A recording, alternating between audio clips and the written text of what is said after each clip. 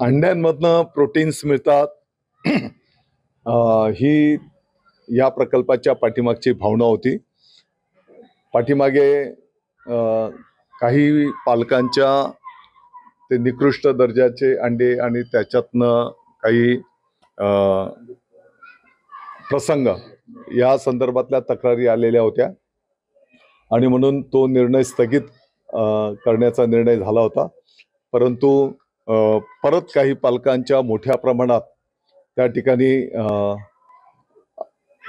जे विद्यार्थी किंवा त्यांचे पालक आपल्या पाल्यांना प्रोटीन्सच्या दृष्टिकोनातून अंडे देऊ इच्छित असतील तर येणाऱ्या काळामध्ये त्यांच्यासाठी ती उपलब्ध करून देण्याचा निर्णय विभागाने घेतलेला आहे.